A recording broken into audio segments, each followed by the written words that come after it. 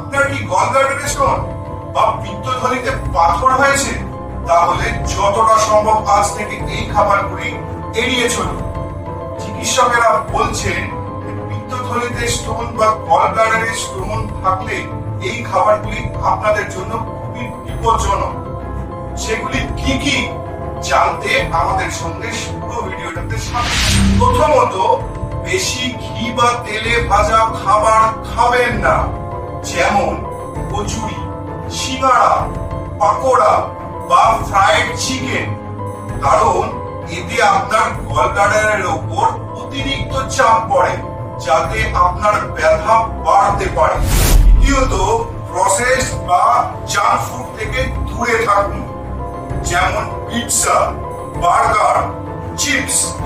এতে প্রচুর পরিমাণে ট্রান্স ফ্যাট আর রিফাইন্ড কার্ব থাকে, যা আপনার গলব্লাডার স্টোনের জন্য খুবই ক্ষতিকারক। তৃতীয়ত, অতিরিক্ত মশলা বা তেল যুক্ত রান্না করা খাবার খাবেন না, যাতে আপনার শরীরের জন্য এটি খুবই ক্ষতিকারক, কারণ গলব্লাডারকে এটি প্রসেস করতে অতিরিক্ত চাপ দেয়, যা আপনার ব্যথা বাড়াতে পারে। চতুর্থ, ডেইরি প্রোডাক্ট কম খাওয়ার চেষ্টা করুন, যেমন দুধ, ঘি বা আইসক্রিম।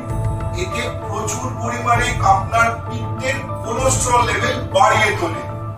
পঞ্চম, রেড মিট অ্যাভয়েড করুন, যেমন খাসির মাংস, যাতে অতিরিক্ত চর্বি থাকে, বিফ বা পোর্ক, কারণ এতে প্রচুর পরিমাণে স্যাচুরেটেড ফ্যাট থাকে। তাহলে ভাবছেন কি খাবেন, জানতে অপেক্ষা করুন। যদি আপনার এই ভিডিওটি ভালো লেগে থাকে, তাহলে অন্যদের সঙ্গে শেয়ার করুন আর আমাদের সঙ্গে থাকুন। সুস্থ থাকুন, ভালো থাকুন।